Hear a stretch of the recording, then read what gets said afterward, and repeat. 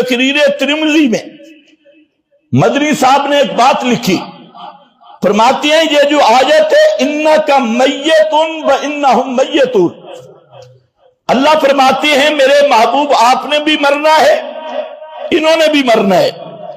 اب سوال یہ ہے کہ موت کے بعد حیات بھی ہے، جبکہ آیت کہہ رہی ہے انک میتن، تو وہ حیات کون سی حیات ہے؟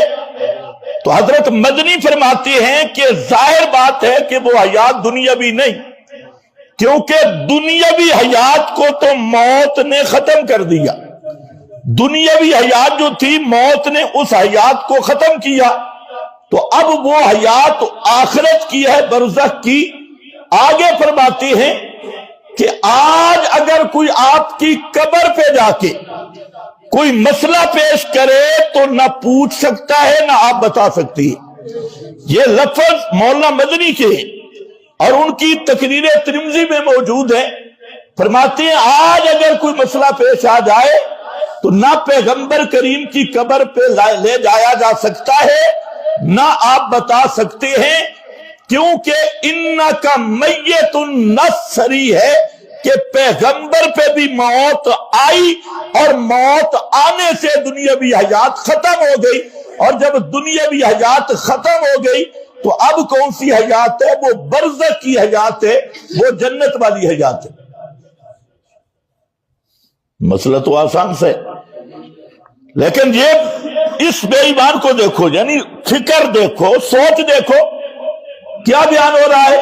جی مولانا مدنی صاحب نبی پاک سے حدیث پڑھ لیتی ہے، شرح پڑھ لیتی ہیں، کسی طالب علم نے سوال نہیں کیا کہ مولانا مدنی صاحب صحابی بنے یا نہیں؟ جب پیغمبر کریم سے براہ راست پڑھ رہے ہیں تو اب تو صحابی ہونا چاہیے، صرف مجالست ہی نہیں، صرف لقاء ہی نہیں، اب تو تعلیم بھی ہے، اور وہ بھی نبی پاک صلی اللہ علیہ وسلم سے پڑھ رہے ہیں۔ تو اب یہ کہتے ہیں جی اکابر کو نہیں مانتے، تو ہمارا سوال ہے تم نے مدنی صاحب کو صحابی کہا؟ اگر نہیں کہا تو پھر کافر تو تم کہہ رہے ہو کہ پیغمبر سے پڑھنے والا مومن ہے تو صحابی ہے اور کافر ہے تو بے ایمان ہے، وہ صحابی نہیں بنتا۔ تو اب تم بتاؤ کہ مولانا مدنی کون ہے؟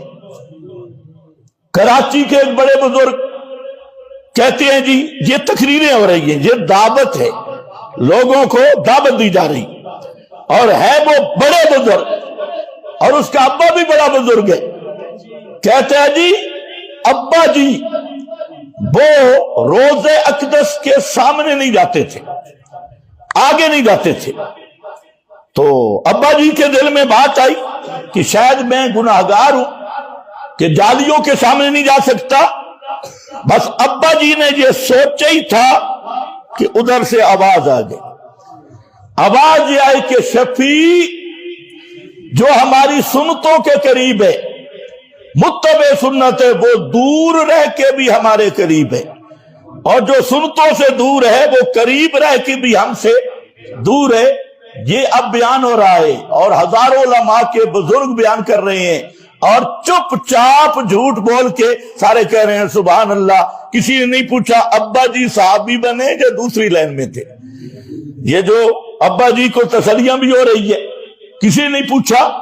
پھر سوال یہ ہے کہ یہ تو آج کل اتنی عام وبا ہے، وہ محترم مولوی لاہور والا اس کا آپ نے سنا ہے، کہتے ہیں میں روزے پہ گیا اور وہاں پر میں نے کہا یا رسول اللہ اے جہاں بے وفائیاں چنگیاں نہیں ہوندیاں، ایسی بے وفائیاں اچھی نہیں ہوتی، رسول اللہ کو بے وفا کہہ رہا ہے یہ لاہوری سنڈا۔ اور پھر کہتے میری ویل چیئر پیچھے کر دی گئی اور میں نے خوب پھر آپ سے گپ شپ لگائی۔ اب اس سے کوئی پوچھے کہ او خنزیرہ تو گپ شپ بھی لگاتا رہا، اب تو صحابی ہونا چاہیے، اگر صحابی نہیں تو پھر مودی اور تیرے اندر کیا فرق ہے؟ یعنی یہ دیوبندی فقہ آ رہا ہے، دیوبندی۔ اور اٹھا اس نے کہا فلانا بزرگ جو تھا نا فلانا، اس نے علامہ جلال الدین سیوطی نے 72 مرتبہ نبی پاک صلی اللہ علیہ وسلم سے بیداری میں ملاقات کی، 72 مرتبہ۔ اور پھر کہتے ہیں فلانے بزرگ نے نبی پاک صلی اللہ علیہ وسلم سے بخاری شریف پڑھی. واہ واہ واہ کیا بات ہے. تو میں کہتا ہوں سیوطی صاحب اگر تجھے ایسا موقع مل گیا تھا بالفرض جھوٹ کو مانے، خدا کا بندہ قرآن پڑھ لیتا. تو نے جلالین لکھی، جلالین میں 75% جھوٹ لے کے آیا، اور تو نے در منصور لکھی اس میں 75% رافضیت کو گھسیڑا، اور چن چن کے رافضیوں کی جھوٹی روایتیں در منصور میں اور جلالین میں جو رنگ لگائے علامہ سیوطی صاحب نے، اور اس میں جو مرجو اقوال لائے، حتیٰ کہ میں نے جو پچھلے جمعہ پہ عرض کیا تھا حضرت یوسف کے متعلق، وہ سیوطی بھی لے آیا. اور کہتے ہیں بخاری نبی سے پڑھی. میں نے قرآن کیوں نہیں پڑھا؟ قرآن پڑھتا تو جلالین تو صحیح لکھتا. اور یہ حاتب اللیل پتہ ہی نہیں. خیر اب بخاری پڑھی تو جو طالب علم ہے وہ تو اس کو سمجھ سکتے ہیں کہ یہ کیسا بلنڈر ہے اور کیسی جہالت ہے کہ بھئی بخاری پڑھنے کی پھر کیا ضرورت تھی؟ براہ راست نبی پاک سے کوئی حدیث کی کتاب لکھ لیتے. بخاری تو ہے ابھی ہی قال حدثنا فلاں قال حدثنا فلاں قال حدثنا فلاں قال حدثنا فلاں. امام بخاری کہتے ہیں میرے استاد نے بیان کیا، وہ کہتے ہیں میرے استاد نے بیان کیا، وہ کہتے ہیں میرے استاد نے بیان کیا، وہ کہتے ہیں میرے استاد نے بیان کیا، وہ کہتے ہیں میرے استاد نے بیان کیا. اس نے کہا، اس نے حضرت عبداللہ ابن عمر سے سنا، وہ کہتے ہیں کہ محمد مصطفیٰ نے فرمایا. تو یہ اتنی درمیانی سند کی کیا ضرورت ہے؟ جب براہ راست بخاری پڑھ رہا ہے نا تو کوئی سیوطی لکھ دے اور براہ راست جو وہ چیزیں پڑھی ہیں. یعنی یہ لوگ اس حد تک پلیت ہو چکے ہیں کہ ان کا نہ قرآن سے تعلق ہے نہ محمد مصطفیٰ سے تعلق ہے. کوئی پوچھنے والا نہیں کہ اصحاب پیغمبر کے سینکڑوں اختلاف ہوئے مسائل میں، کسی صحابی نے پیغمبر سے کیوں نہیں پوچھا؟ بھائی حضرت عمر تو رو رہے، حضرت عمر تو رو رہے ہیں، خرج رسول اللہ صلی اللہ علیہ وسلم من الدنیا ولم یبین لنا ابواب الربا. نبی پاک دنیا سے چلے گئے اور میں نے کچھ سود کے مسائل پوچھنے تھے، وہ میرے مسئلے رہ گئے. حضرت عثمان مدینے میں رو رہے ہیں کہ پیغمبر کریم دنیا سے چلے گئے، میں نے پوچھنا تھا اصل نجات کس نقطے پہ ہوگی.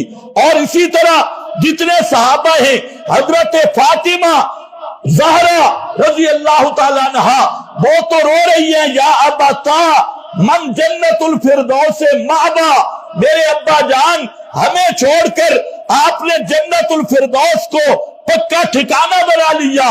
حضرت عائشہ صدیقہ جو سب سے محبوب ترین ہستی نبی کریم علیہ السلام کے نزدیک اور سب سے پیاری بیوی، صرف بیوی نہیں، آپ کے ساتھ تو نکاح دین کی دعوت اور دین کے حفاظت کے لیے ہوا تھا. 3 حصے دین ام المومنین سے منقول ہو کے آیا. وہ بیوی وہ تو کہتی ہے جب آپ فرما رہے تھے اللہم الرفیق الاعلی، میں سمجھ گئی انہو لا یجاورنا، اللہ کے محبوب اب ہمارے پڑوس میں نہیں رہیں گے. حضرت علی اور معاویہ کا اختلاف ہوا، انہوں نے دوسرے حکم تو بنائے، پیغمبر کریم کی قبر سے کیوں نہیں پوچھا؟ حضرت حسین مدینہ سے کربلا تک آئے، ابن عمر سے تو مشورہ ہوا، ابن عباس سے مشورہ ہوا اور صحابہ سے مشورہ ہوا، پیغمبر کریم کی قبر سے حضرت حسین نے کیوں نہیں پوچھا؟ اور پھر صحابہ کے اختلافات، ائمہ کے اختلافات، چاروں امام مالک مدینہ میں رہے، امام شافعی مکہ میں رہے، امام ابو حنیفہ کوفہ میں رہے اور مدینے آنا جانا رہا. ہر سال حج پہ جاتے اور وہاں پر سارے ائمہ، امام بخاری مدینہ میں رہے، مسلم مدینہ میں رہے، بڑے بڑے ائمہ رہے. لیکن سوال ہے اگر آپ سے براہ راست پوچھا جا سکتا تھا تو ان ائمہ نے اختلاف کیوں کیا؟ بخاری اور مسلم نے کیوں اختلاف کیا؟ بخاری اور مسلم کی روایات کے اختلاف ہے. خود بخاری شریف کی اپنی روایات کے اختلاف ہے، اور ایسے اختلافات کہ محدثین حیران ہو جاتی ہیں۔ متن کا راوی، مرکزی راوی ایک ہے، لیکن آگے چل کے بہت سارے اختلافات شروع ہو گئے ایک ہی حدیث میں، کئی قسم کے اختلافات ہیں۔ مثلا حدیث آئی، معروف حدیث ہے کہ نبی پاک صلی اللہ علیہ وسلم نے شہد کس بیوی کے پاس رکھا تھا اور کن دو بیویوں نے مشورہ کیا تھا؟ آپ سنتے رہتے ہیں۔ ایک حدیث میں یہ شہد حضرت زینب کے پاس تھا، اور حضرت عائشہ اور حضرت حفصہ نے مشورہ کیا، اور اسی بخاری میں موجود ہے کہ یہ شہد جو تھا یہ حضرت حفصہ کے پاس تھا۔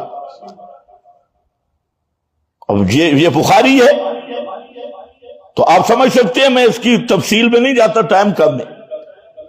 اسی طریقے سے بخاری شریف میں ہے کہ جیرانہ کا مقام یہ مکہ اور مدینہ کے درمیان میں ہے۔ آج جا کے دیکھ لو، جیرانہ کا مقام مکہ اور طائف کے درمیان میں ہے۔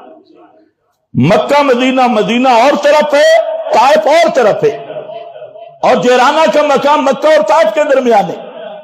اس طرح کے سینکڑوں باتیں بخاری میں موجود ہے، اور خود نیچے محشی محدث سہارنپوری رحمت اللہ علیہ نے 20 مقامات پہ کہا کہ یہاں راوی سے خطا ہوئی اور راوی بھول گیا، اصل لفظ یہ نہیں، اصل لفظ یہ ہے۔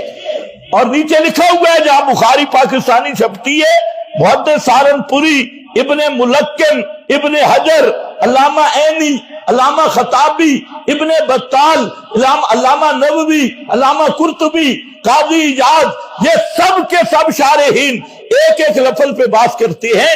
میرا سوال یہ ہے کہ آخر امام بخاری مدینہ میں گئے، پیغمبر کریم سے اپنی بخاری کی تصحیح کیوں نہیں کرائی؟ مسلم کی تصحیح کیوں نہیں کرائی؟ فقہا وہ بات نہیں کر سکتے، محدثین بات نہیں کر سکتے، اور یہ پاکستانی مولوی، یہ شیطان، ان کے یہ نظریہ جی ہم براہ راست نبی پاک سے وفات کے بعد گپ شپ لگاتی ہیں اور علم حاصل کرتی ہیں، یا یہ ہیں یا پھر ان کا بھائی ڈاکٹر طاہر القادری ہے، ہاں وہ کرایہ شرائع دیتے ہیں، آ جاؤ کرایہ بھی میں دوں گا۔ اور اس معاملہ میں، اس حمام میں سب ننگے۔ اگر تم کہو نا ہمارے دیوبندی بڑے اچھے، جو دیوبندی موجودہ کی بات کر رہا ہوں، کابرین دیوبند کی نہیں، یہ جو آج کا دیوبندی ہے یہ بریلوی سے 4 قدم آگے ہے۔